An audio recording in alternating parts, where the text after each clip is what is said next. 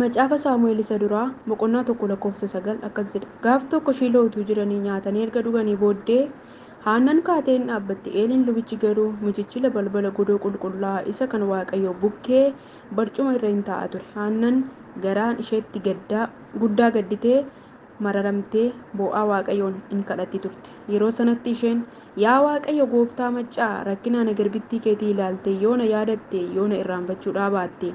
Mucaa ilmaas yoo anaaf kennite ani immoo mucicha guutummaa bara jireenya isaatiitti siif nan kenna qarabaanis mataa isaa irra hin ga'u jettee hin wareegde.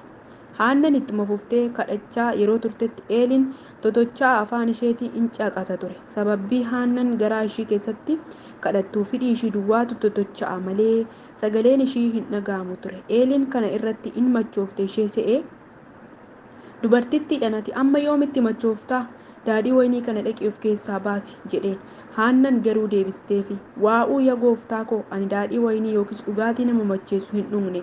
Ani dubartii garaan ishee baay'ee gaddedha. Kanaafan kadhata kootiin gadda garaa kootii Waaqayyoo koo duratti dhangalaafadha. Sababii gaddii fi aariin natti baay'ateefan amma ammaatti dudubbachaa jira. Kanaafan garbittii kee akka dubartii waa'ee hin baafnetti hin lakkaa'in jetteen. Kana irratti Eeliin nagaadhaan dhaqi. Waaqayyo inni kan Israa'el waan ati kadhatte siif haa kennu jedheen. Isheen immoo faara tolaadhaan ana garbittii kee ilaali jette. Karaa ishee irra hin buute. Nyaatas hin nyaatte. Deebitees nyaara hin guurre jedhe. Har'a Haannaan lafa kanarra hin jirtu. Bakka kanatti Haannaan baay'ee gadditee turte. Masaanuu tokko qabdi. Masaanuu ishees immoo Finiinaa nama jedhamtudha. Finiinaan ijoollee baay'ee qabdi.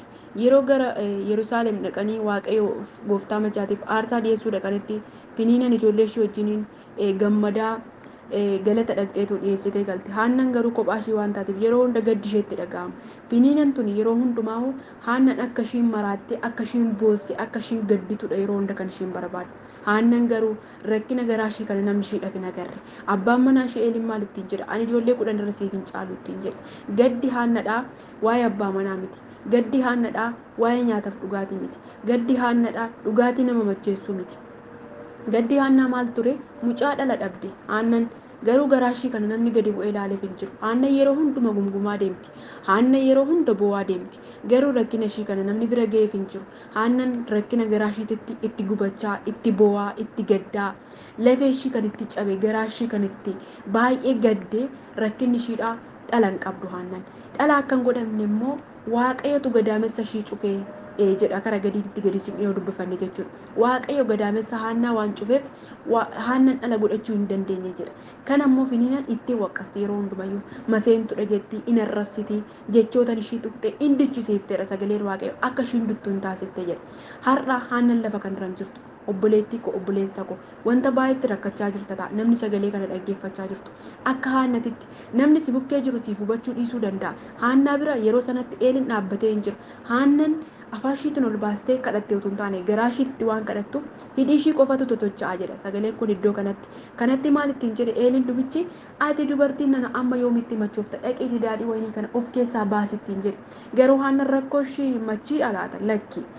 Haannaan rakkoo ishii machii yookiis dhugaatii nama macheessu dhugdee utuu hin taane yaadatu ishii macheesse, rakkinatu ishii macheesse, jecha masaanuutu ishii macheesse, yeroo hunda ko'ummaatitti dhaga'ama. Dhala hin qabdu harka duwwaadha gara Waaqayyoo dhaqxee yeroo hundumaa galata galchiti.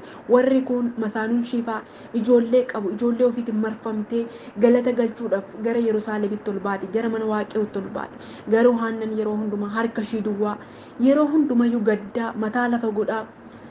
Gaddi laphee ishii waraanamaadha yeroo hunda kan ishiin deemtu. Eeliin kan ishee cinaa jiru isheedhaaf hubachuu hin dandeenye. Eeliin nama Waaqayyooti lubadha garuu isheef hubachuu hin dandeenye.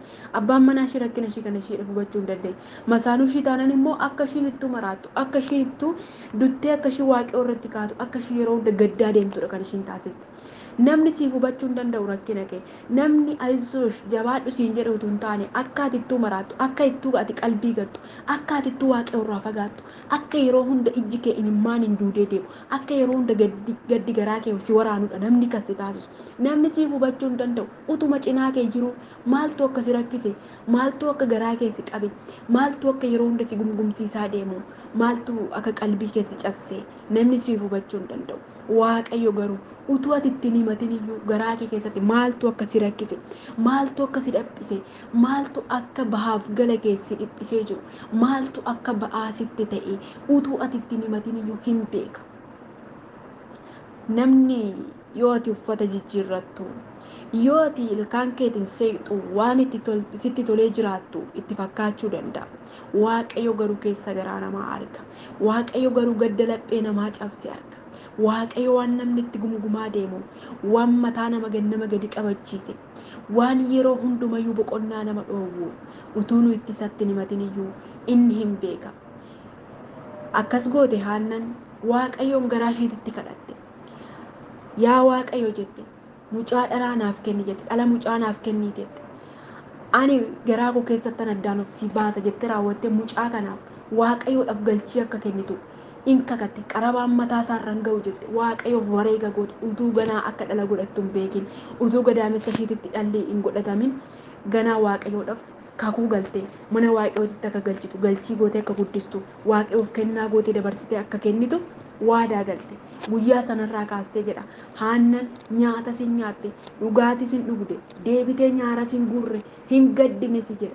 Obboleettii koo, obboleessa koo waan si rakkisu baasii Waaqayyootti himadhu, rakkina kee baasii Waaqayyootti himadhu, Waaqayyo wajjin dudubbadhu. Namatti hin himatin iccitii kee, namatti hin himatin rakkina kee, isa si boosisu san, isa si rakkisu san, isa mataa kee gadi si qabe san, isa namni siif arguu hin dandeenye san baasiti Waaqayyootti himadhu. Isaan booda maal goota? Akkuma Haannadha atis hin gaddin, mataa kee gadi hin qabatin, ol jedhiiti adeemi Waaqayyootti himadhu rakkina kee. Amma sa'aatii ammaa kana wanta si rakkisu san baasii Waaqayyootti himadhu. Waaqayyoos gadda garaa keetii dhidhiibee siif fayyisa. Caba garaa keetii dhidhiibee siif fayyisa. Maqaan Gooftaa haa eebbifamu. Kanaafuu maal goota? Baasiti Waaqayyootti himadhu. Rakkina keetti agarsiisi Waaqayyootti. Dhibee keessa hin dhokfatin. Qorichi keessa harka jira. Qorichi nama rakkatee Waaqayyo harka jira. Haannan waan machoofte fakkaata garuu hin machoofne. Haannan waan dhugaatii dhugdee machoofte itti fakkaate Eelitti. Eeliin nama Waaqayyooti lubadha.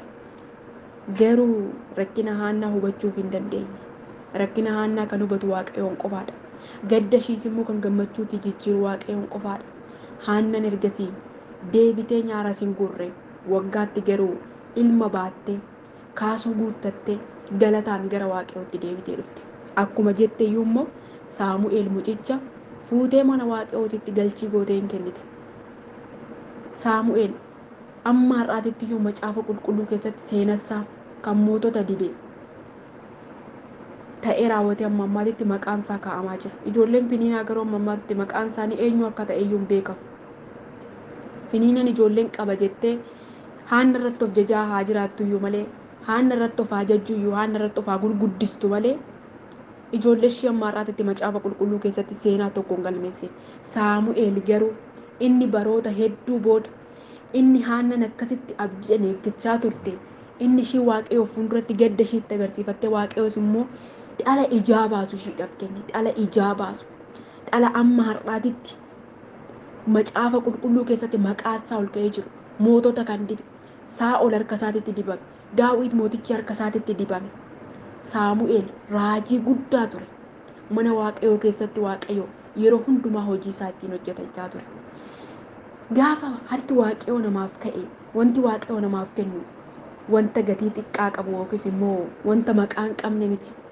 Waaqayyoon turree yoo eegganne Waaqayyo wanta gatii qabu nuuf kenna. Waaqayyoon turree yoo eegganne Waaqayyo wanta maqaa qabu nuuf kenna. Gati jabeessa wanta ta'e, wanta nu boqochiisu, wanta sirriitti aara nu galfachiisu nuuf kenna. Haannan ergasiis dhala baay'ee godhatte. Haadha ijoollee torbaa taate. Maseentuu kan jedhamte. Jechi namaa kan isheetti ulfaate, kan gadi qabamte, yeroo hundumayyuu gara mana qulqullummaa yeroo Yerusaalemitti ol ba'an waggaa waggaatti aarsaa dhiyeessuudhaaf yeroo deeman gaddaa deemti. Finiinan ijoollee ishee wajjin galateeffannaadhaaf deemti. Jechaan ishii tuttuqaa, ishee waraanaa, akka ishiin boochu, akka ishiin gadditu taasisaa, kolfaa irra yaa'aa. Yesuus Gooftaadha. Akkasittiin kan isaan gara mana qulqullummaa deeman. Yoo achi dhaqan garuu Elqaanaan abbaan manaa Haannadha. Wanta ishii ga'u dachaa lama hin kennaaf jedha sagalee Waaqayyo. Garuu Haannan maal ishiidhaaf godharee dachaa lama argachuun? Ijoollee yoon qabdu ka wajjin nyaattee gammaddu kophaa ishii jirti. Ijoollee yoon qabdu ka wajjin hin kofaltee taphattu. Dhalli kennaa Waaqayyooti. Dhala qabaachuun immoo baay'ee gammachuu qaba.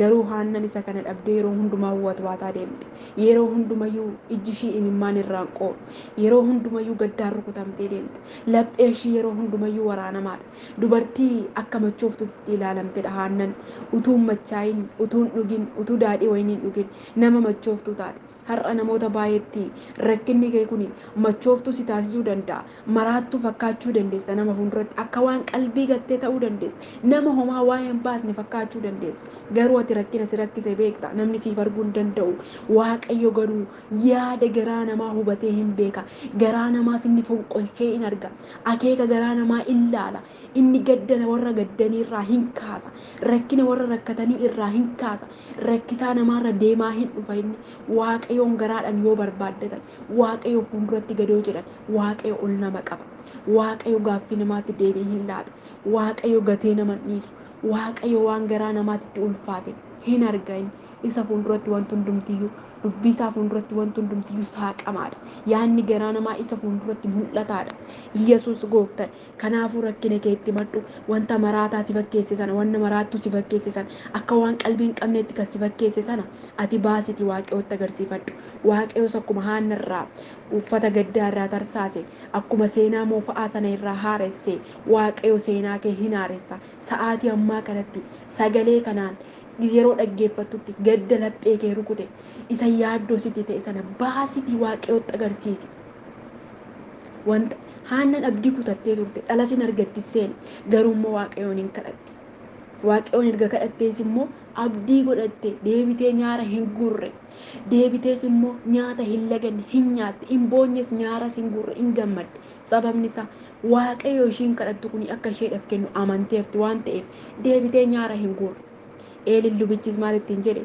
dhaqii waaqayyo yaada garaa keetii siif haa guutu ittiin jedhe yoo ishiin immoo kaasutti dhala baattee dhuftu maal ittiin jette in yaadachiiste eelidhaan ani mee dubartii yeroo sanatti akkas ittiin jette sanidha dubartii ati yeroo sana dhaqiitii daadhii wayinii kan of keessaa baasi ittiin jette sanadha ani mee ishiitu har'a dhala godhatee ittiin jette galata kaasuu guuttattee saamu'eelin mucicha kaasutti baattee hin naqxe mana waaqayyoo wanta ishee rakkise sanarratti deebii argattee yaaddoo ishii sanirraa obbaafattee kan mataa gadi qabattee deemaa turte har'ammoo mataa ol qabattee haannan gara yerusaalemitti ol baate maal gochuuf galata galchuuf maal gochuudhaaf aarsaa dhiyeessuudhaaf har'a wanti si rakkise sun guyyaa tokko galataaf fuula waaqayyootitti si dhiyeessa waaqayyo koo nu balleessuuf miti kan inni nu qoru waaqayyo koo nu rakkisee akkasumatti rakkina keenya nu ajjeesuuf miti kan inni nu qoru guyyaa tokko dhuga baatiidhaan guyyaa tokko galateeffannaan akka fuuldura isaatitti dhiyaannuuf abrahaamii fi saaraa yoo laalle isaan lachuu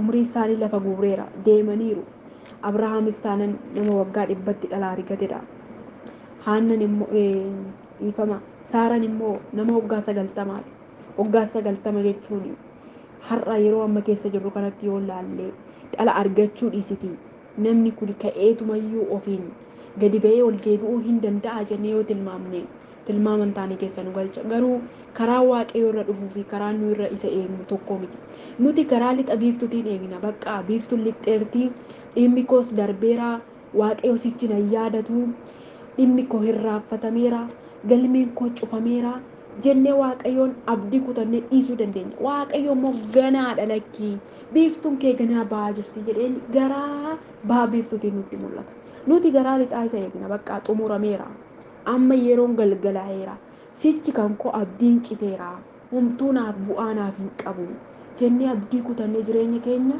qulfii meeqan qolloofnee abdii kutannee seenaa sana cufnee biraa deebinee irra nuti waaqayyo immoo maal godhaa garaa bahaatiin dhufa kana jechuun isaa maal jechuudha kee ganaadha akka keetitti xumurame malee akka kootitti hin xumuramne jedha waaqayyo immoo yoo takkas jettu jechuudha saaraan guyyaa tokko ergamoonni waaqayyo dhufanii abrahaamitti hin dubbatanii maal jette in kofalte ergamoota waaqayyo san tokkas jedhe bara geree yoo nani deebi'ee dhufutti saaraan mucaa ilmaa deessee na eegdi jennaan in kofalte kolfi saaraan kofalte sun ikkoo kolfa gammachuu miti kolfa gadda of keessaa qabudha kolfa abdii kutannaati kolfi ishiin kofalte suni amma dhuguma waaqayyo maana gowwoomsaa akka waan jechuu wayii fakkaata amma dhuguma na dhala godhadhamoo kun utuma maal ta'e iyyuu ta'u jechuu ishiiti kun kolfi ishiin kofalte kun malee kolfa gammachuu waaqayyo akkas jedhee dhala nan argadha jechuu miti kolfi ishiin kofalte kun kolfa gadda of keessaa qaba, kolfa abdii kutannaa,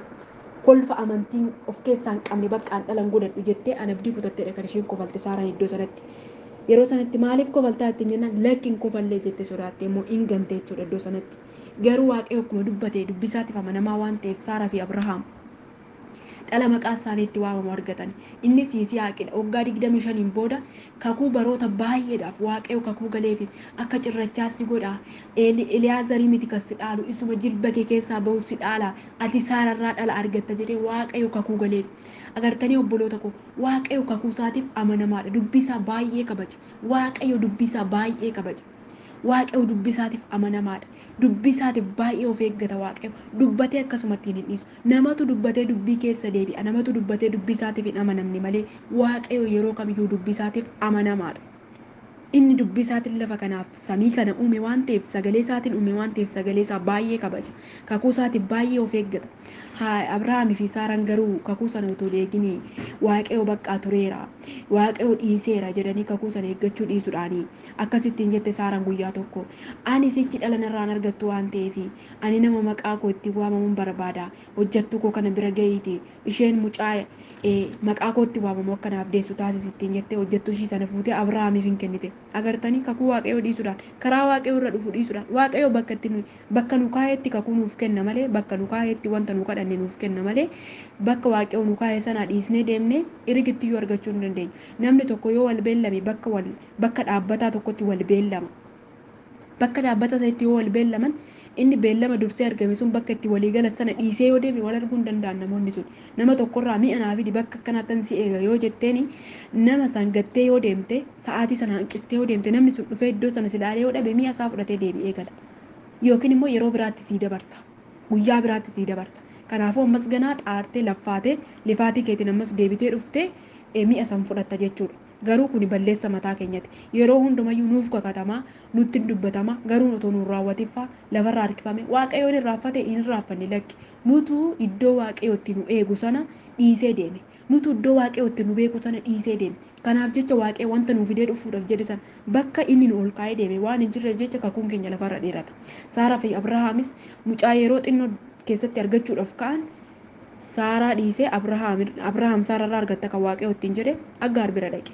Waaqayyo kan ittiin jedhe Saararraa argattaadha. Inni garuu amantii hir'atee kakuu eeggachuu dadhabee Saaraanis Abrahaamis dogoggoranii karaa mataa isaanii argachuu deeman jechuudha. Waan waaqayyo isaaniin jedhe dhiisanii. Garuu inni kun kan waaqayyo jedhee miti. Karaa waaqayyo hin jedhinidha. Bu'aa karaa dalgaa argamedha. Bu'aa karaa dalgaa akkasuma immoo xaarii mataa ofiitiin argamedha. Yesuus gooftadha. Karaa waaqayyo jedheen Yisihaaq yaa turuyyuu lafarra yaa harkifamuyyuu malee dhufee dhalateera. Yisihaaq dhufee dhalateera. Garuu lafarra harkifame. Sababni isaa immoo Abrahaamii fi Saaratu waaqayyoon eeguu dadhabee karaa mataa isaanii argachuu deeme. Yisihaaq ilma kakuudhaan dhalateedha.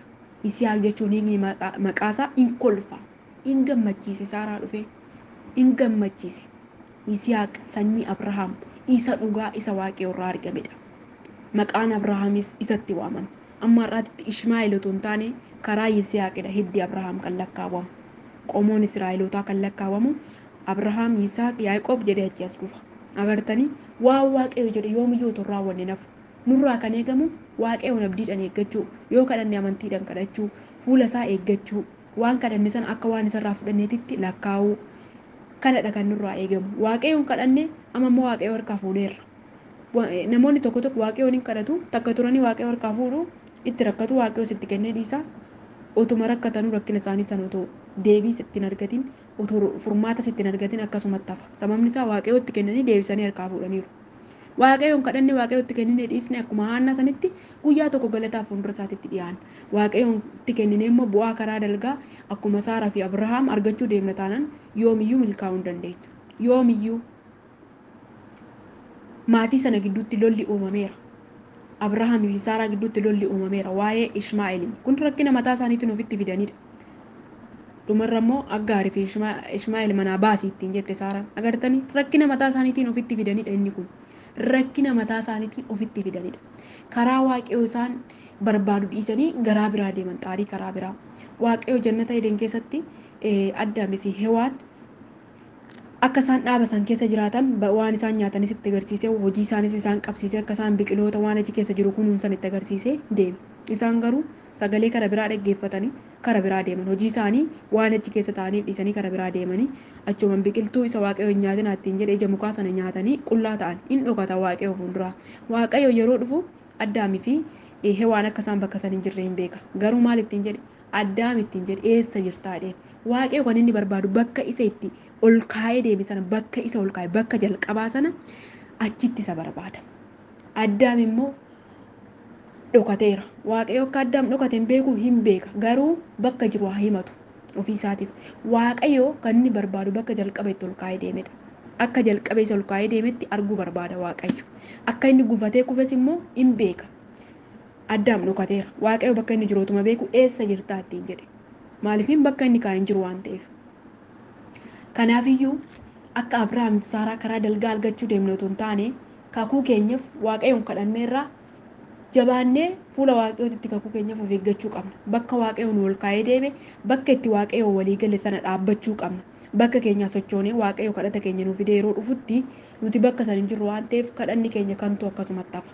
Akkuma Haannatitti jabaadhati fuuldura Waaqayyoo dhaabadhaa. Namni qoramaa jirtu guyyaa har'aa kana akkuma Haannatitti jabaadhu fuuldura Waaqayyoo dhaabadhu. Haannan guyyaa sanarraa kaastee hin nyaattesi, hin dhugdesi, deebitee nyaaras hin guurree, hin gaddinesi, boo'ichis jashiit irratti hin argamne, waggaatti galata baattee deebitee dhuftee mucichas immoo galfata gootee fuula Waaqayyootti dabarsitee laattee mana Waaqayyoo keessatti guddate jechuudha. Saamu'eel mana Waaqayyoo keessatti guddatee mootonni harka isaatitti muudamaa turanii Daawit isatu muudee Saa'ol isatu muudee mootota lama nan beekaaniyyuu jechuudha kan inni isaan muude.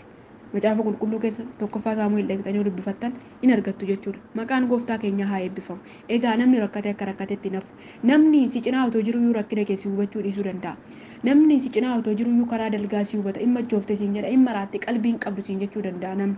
Maalidhaa ishiin amaluma ishiiti siin jechuu danda'a. Yoo ati boochu, yoo ati rakkattu, yoo ati gadditu namni siif beekuu hin danda'u. Ati garuu quuqqaa garaa keetiin namatti hin agarsiifatin. Waaqayyootti baasee agarsiifadhu. Waaqayyoos immoo kadhata garaa keetii siif hin guuta. Isa rakkina sitti teessanis immoo sirraa kaasa. Isa si yaaddesse, isa si quucarse, isa gadi si qabe sanas Waaqayyo sirraa kaasa. Ati qofti Waaqayyoof amanamtuu ta'e. Ati qofti Waaqayyoof amanamaa ta'e. Ati qofti amantiidhaan abdiidhaan fuula Waaqayyoo